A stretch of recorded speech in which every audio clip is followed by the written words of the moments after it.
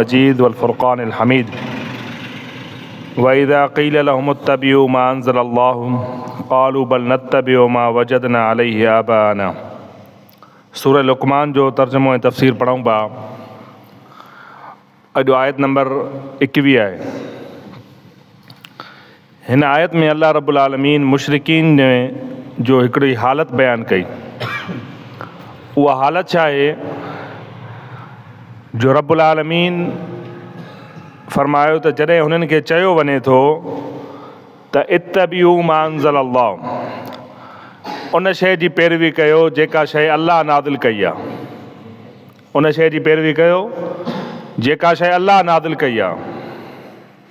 त क़ालू त हू चवनि था बल नत्तबिऊ, बल्कि असां पैरवी कंदासीं मा वजदना अलैहि आबाना, जंहिं शइ जे मथां असां पंहिंजे अबनि ॾाॾनि खे ॾिठो आहे, बसि उन शइ जी पैरवी कंदासीं। ऐं हिन ॻाल्हि में इहा ॻाल्हि बि वाज़े थी वई त असांखे रब्बुल आलमीन इहा ॻाल्हि बि सम्झाई त तव्हांखे पैरवी कहिड़ी शइ जी करणी आहे, हक़ु छा आहे। अॼुकल्ह मुस्लमाननि जे अंदरि इहो सुवालु मौजूदु आहे त साईं हक़ु किथे आहे। हर मुस्लमान, हर मस्जिद वारो मौलवी साहब पंहिंजी ॻाल्हि थो करे, पंहिंजे फ़िरक़े जी तरफ़ सॾु थो करे।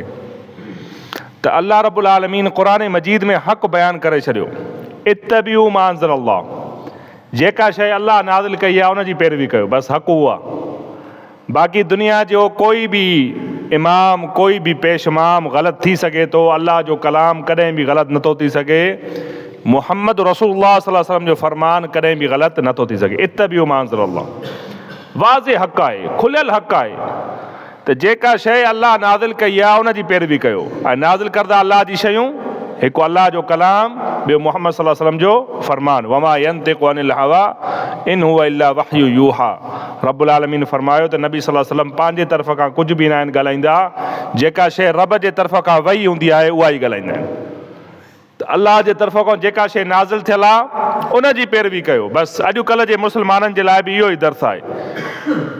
त हुननि छा चयो, क़ालू बल नत्तबिऊ मा वजदना अलैहि आबाना, असां उन जी पैरवी कंदासीं जंहिंजे मथां असां पंहिंजे अबनि ॾाॾनि खे ॾिठो आहे। बसि अॼु बि तव्हां इहा ई दावत ॾियो त अल्लाह जे कलाम जी मञियो, मुहम्मद सल्लल्लाहु अलैहि वसल्लम जे फ़रमान जी मञियो। अक्सर व बेशतर असांखे इहे जवाब मिलंदा आहिनि त असांजा अबा ॾाॾा पोइ ग़लति आहे छा। मसइलो इहो आहे, असांजा अबा ॾाॾा ग़लति आहे छा। सूरह बक़रा ॿियो नंबर सूरत आहे क़ुरान मजीद जी, आयत नंबर 170 आहे, ग़ालिबन 170।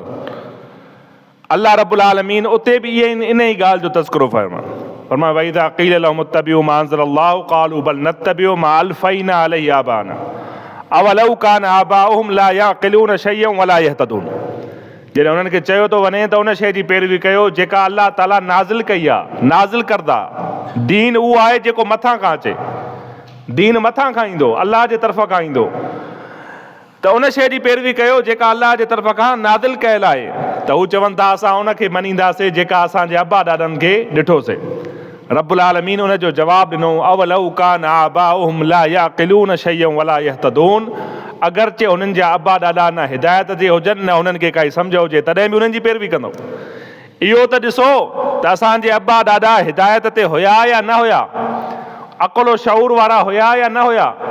इन जे करे ई त हमेशह असां इहा दावत ॾिनी आहे त असां खां जेकॾहिं कोई ग़ैर मुस्लिम पुछे त तव्हां मुस्लमान छो आहियो, त असां चवंदासीं असां मुस्लमान जे घर में पैदा थियासीं।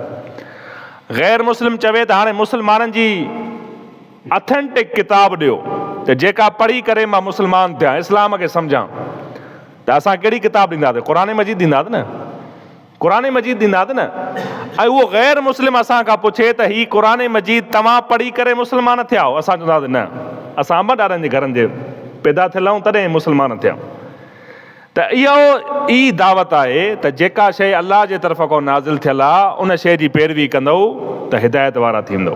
त रब्बुल आलमीन छा फरमायो, अगरचे हुननि जा अबा ॾाॾा हिदायत वारा न हुजनि तॾहिं बि उन्हनि जी पैरवी कंदो, अगरचे हुननि जा अबा ॾाॾा अक़ुल शऊर वारा न हुजनि तॾहिं बि उन्हनि जी पैरवी कंदो छा। क़ुरान मजीद वाज़े आहे, कोई पंहिंजे तरफ़ां कंहिं मुफ़स्सिर जी तफ़सीर न आहे। सूरह बक़रा हर हिक जे घर में क़ुरान मजीद पियो आहे, 170 आयत नंबर खोले करे पढ़नि वञी करे।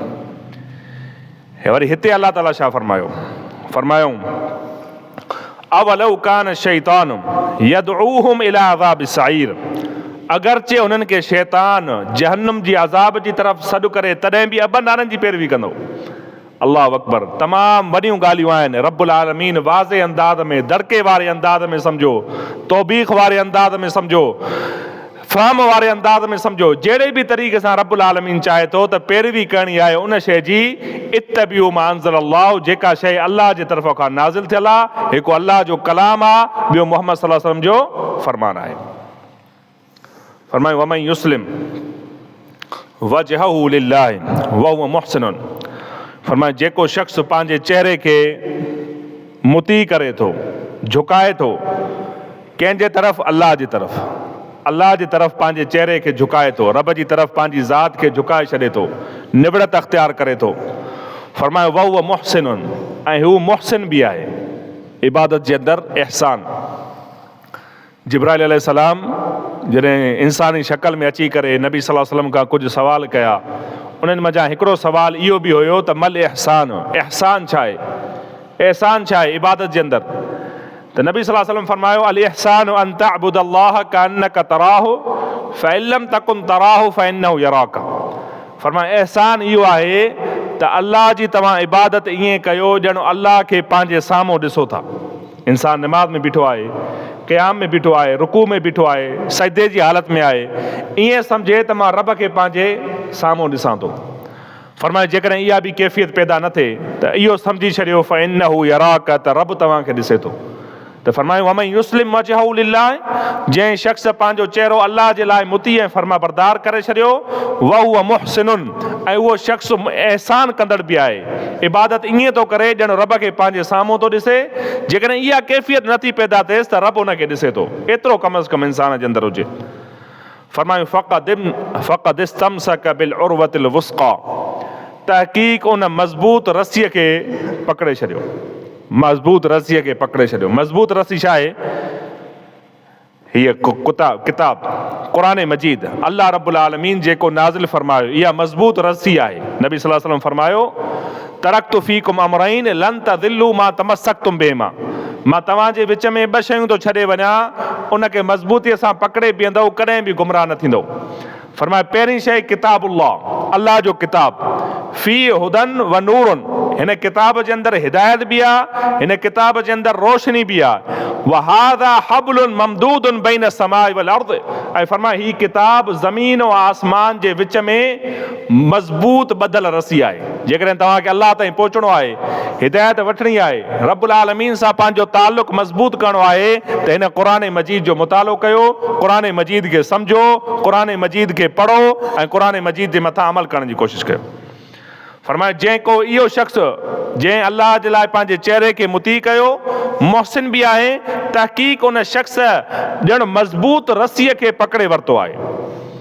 व इलल्लाहि आक़िबतुल उमूर, रब्बुल आलमीन फरमायो तमाम तर मामलात जो आक़िबत, तमाम तर मामलात जो अंजाम कहिड़ी तरफ़ आहे? अल्लाह जी तरफ़ आहे। वापसि तव्हांखे होॾे हलणो आहे, अल्लाह जे हुज़ूर तव्हां पेश ज़रूरु थींदव।